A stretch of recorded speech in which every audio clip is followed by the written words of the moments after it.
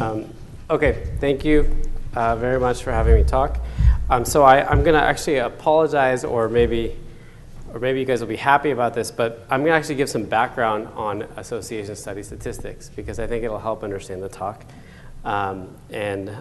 Okay, so what is association study? So this is very obvious to many of us, but association study, the idea is that you take two populations, and what you're doing is you're comparing the DNA content of these populations. One is the cases, these are individuals who have disease. One is the controls, these are individuals that are healthy. And you're looking for differences within a gene because that potentially can implicate that gene as being involved in disease.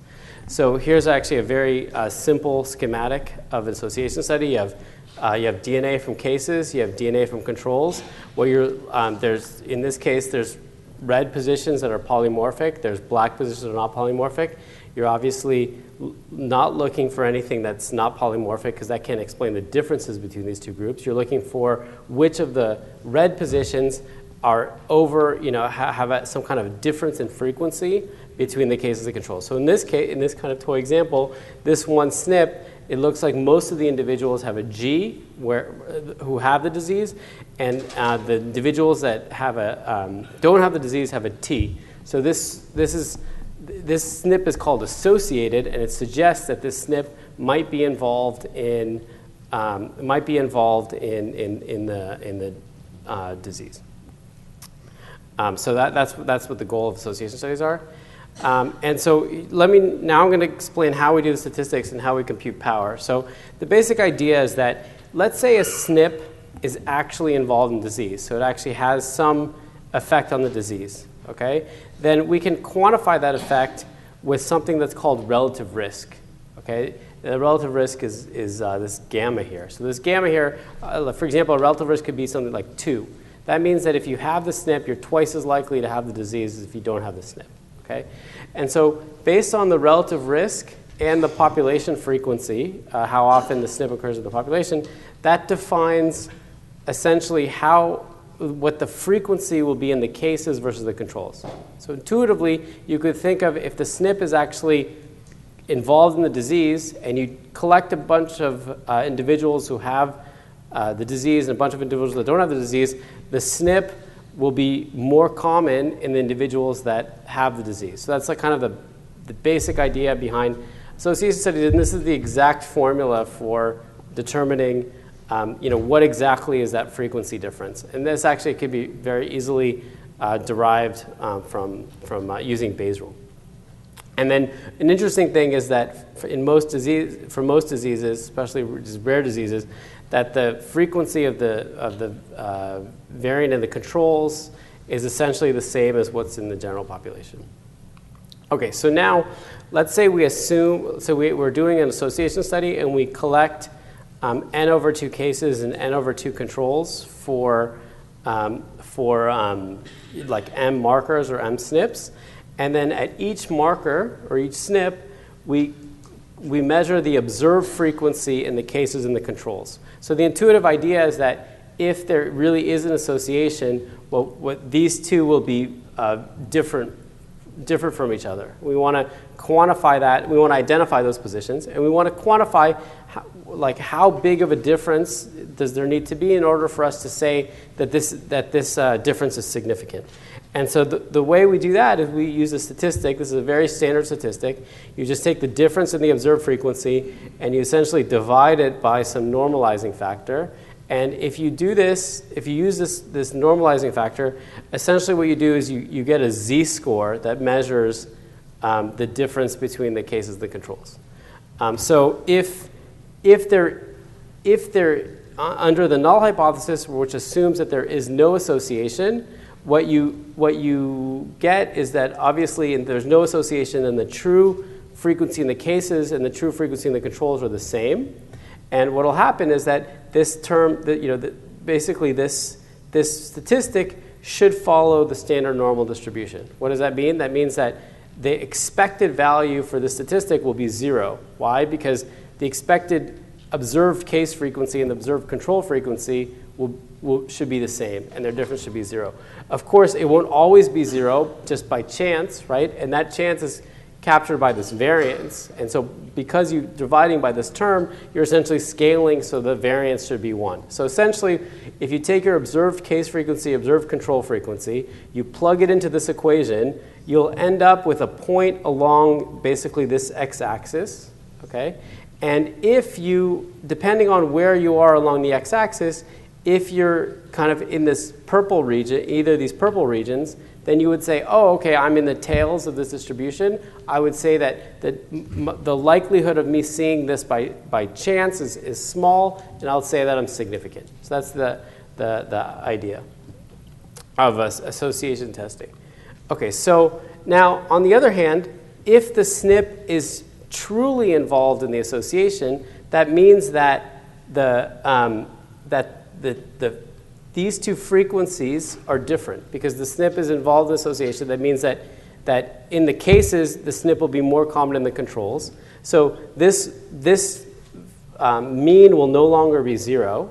And in fact, with this mean, if you just plug in the true frequencies, this is what you get for the expectation. And so essentially this statistic, if there is an association, the statistic is still normally distributed. The variance is still 1, but the only difference is that the mean is no longer 0, but it's this value.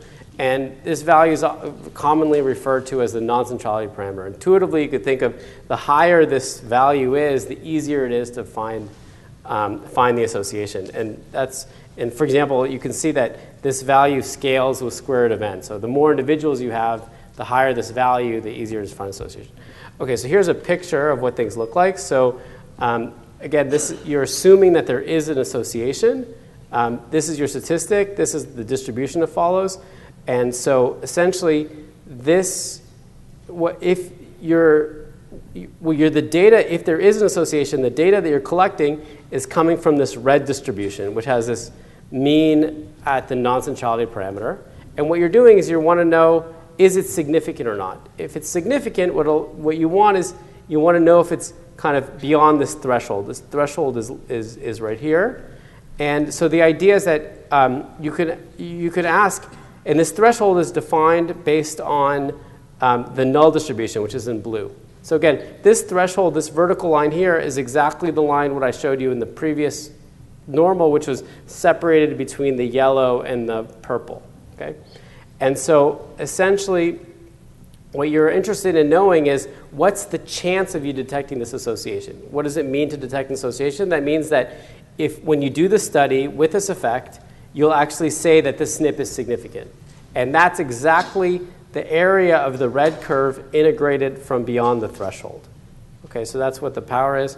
That's referred to as the power. So if there is an association, given the true frequencies, if we collect n individuals and compute the statistic, the probability that SI has a significance level T is the power. And power is another way to think of it is power is just the chance of detecting association of a certain strength with a certain number of individuals. Okay, so that's just background, and so now we can finally get to what we're doing in this paper. Okay, actually, no, sorry, one more background. Okay, one more thing is that multiple testing. So we're obviously not testing just one SNP, we're testing billions of SNPs potentially. So here's a very motivating example of flipping 10 heads in a row. If you just do it once, that's a very unlikely event. If I tried it here, it would never happen. But if you repeated 10 heads in a row, if I tried 1,000 times, then 62% of the time, at least once, I would get 10 heads in a row. So you could think of it as that if 10 heads in a row in one attempt is significant, 10 heads in a row and 1,000 attempts is really not significant. So you somehow want to come up with a threshold for how unlikely you want the event to be, considering how many attempts. So for example, 17, if I say that I want to see, if I see 17 heads in a row and 1,000 attempts, that's actually very significant. So it looks like based on this, these probabilities that 15 heads in a row would be kind of a reasonable threshold. Okay, so finally, putting everything together. Okay, so since we're collecting more than one SNP, the expected power of an association study is just a function of the per marker threshold, which is we're going to set a certain way, and it's just going to be the average of the power over every SNP being causal. Okay? So this is just the standard way that you compute power association study. Okay, so now here's an example. So let's assume that we have 5 independent SNPs, and our alpha is 0.5. So that means our threshold, we can set our threshold to be 0.01, and that kind of would give us that's using a Bonferroni thing. It's not that important. And so then what we do is we then first we compute a p-value at each SNP.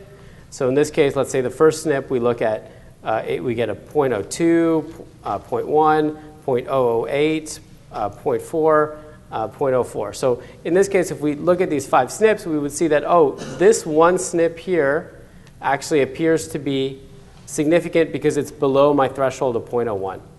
Okay.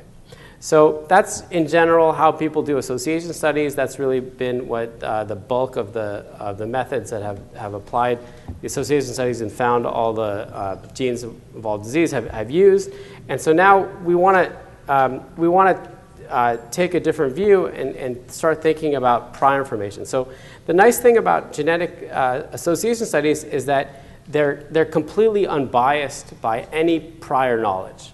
They're not taking into account any knowledge of which genes might be involved in disease, but there's actually plenty of relevant knowledge from functional genomics. For example, such as what came out of the ENCODE project. So now we know that some regions of the genome are more likely to be involved in disease. And similarly, there's there's like rapid accumulation of human disease relevant genomic data that can also provide clues to which one. So the question is, how do we use this data in association studies? And that's really what we're trying to get at in this paper. So what we're assuming is we're assuming that for each SNP or each marker has some likelihood CI of being causal. Okay? And for this work, we're assuming that this is known.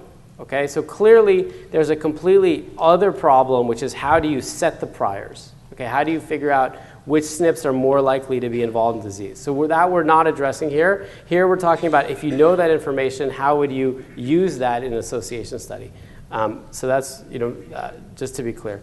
So then if we have this, if we assume this, then the expected power of an association study is now a function of the threshold and these CIs. So then the power is just going to be weighted by these causal likelihoods. So SNPs that are more likely to be causal will be, have a higher weight, and here contribute more to the overall power, and SNPs that are low.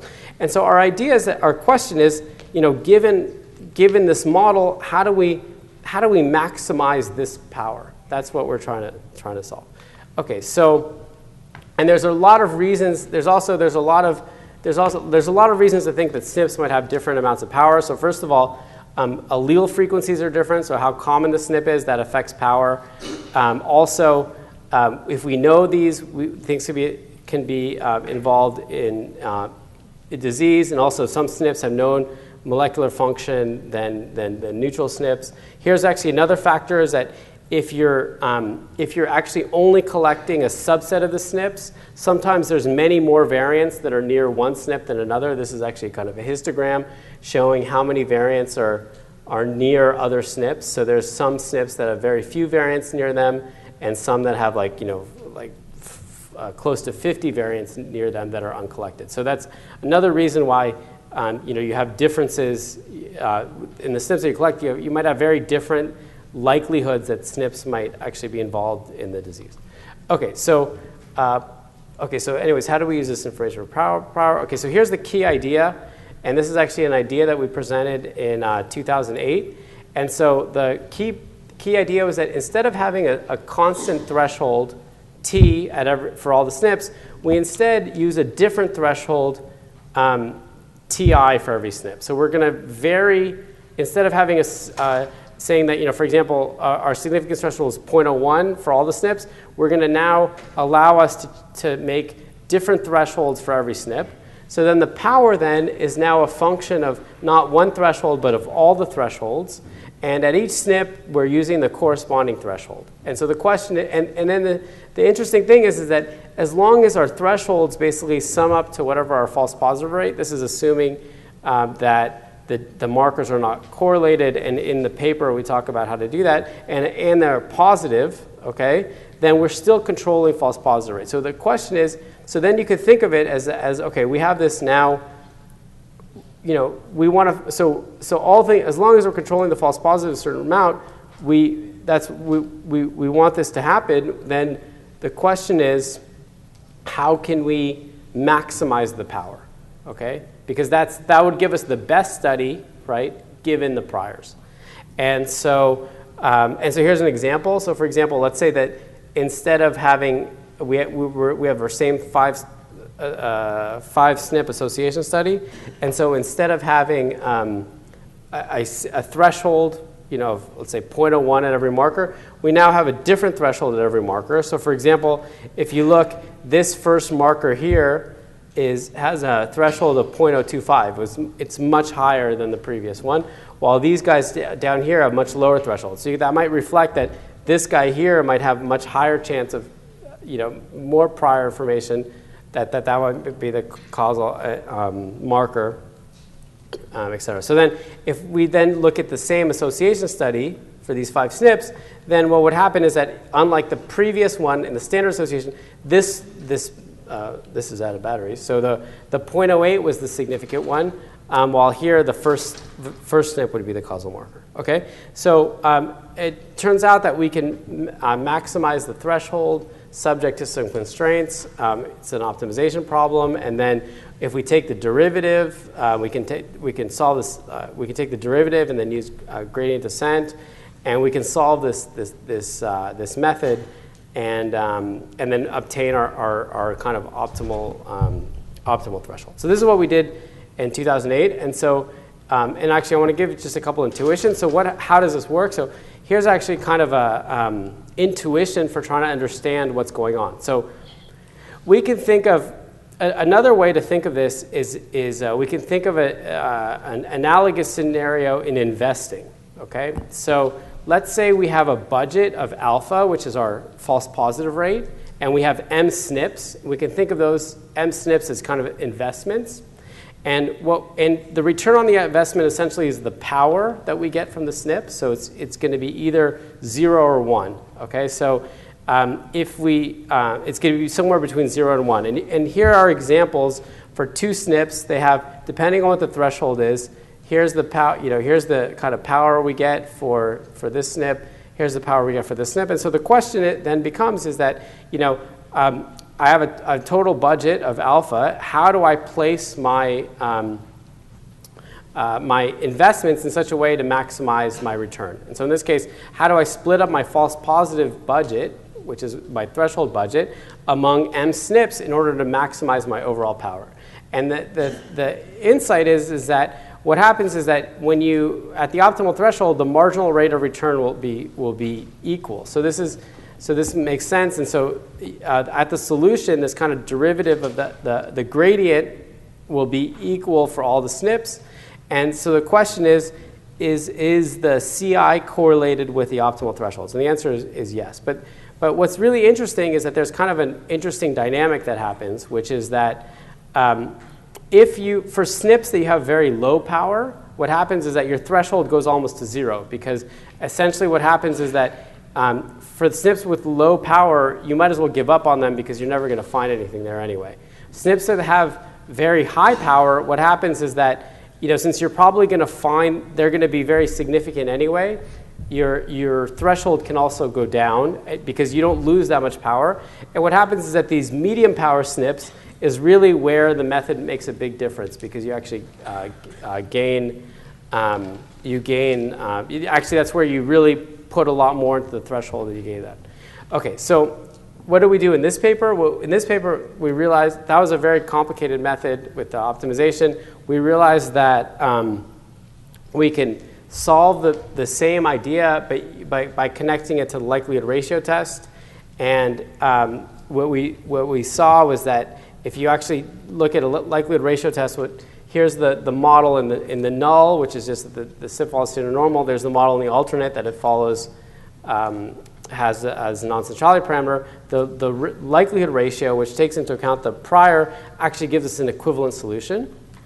And what that did is that actually gave us a ability to use more sophisticated models that take into account correlation structure, and in particular use something called the multivariate normal distribution to model how SNPs how SNPs, kind of the correlated SNPs behave. And I'm realizing I'm running out of time, so I'm going to have to just skip ahead to one thing. So one of the nice things about this multivariate normal distribution is that even if you're collecting, so for example, let's say here's actually a set of 11 SNPs, and if you're only collecting, let's say you only collect SNPs 2, 4, 8, and 10, you of course won't notice that it's SNP 6 is the one that has the highest statistic, but if you actually know the correlation structure underlying, you can be able to prove that. Okay, so we did some simulated experiments. And we simulated experiments using the HapMap and code data. We evaluated power and resolution and compared to traditional approaches. And what we see is we see basically increases in power anywhere from like 5 to 20%, depending on the population. And more interestingly, we see very significant increases in resolution. The way we measured resolution was where the peak SNP was relative to the true causal SNP, and we saw kind of a decrease in up to 35%. Okay, so there's some related approaches. It's described in the paper, and so the acknowledgments are Greg Darnell and Dat Dong were undergrads. That actually Greg's the first author. Boom Han was a former postdoc, and there's a software that's available for this project at this URL, and be really interested if any of you want to use it. Thanks.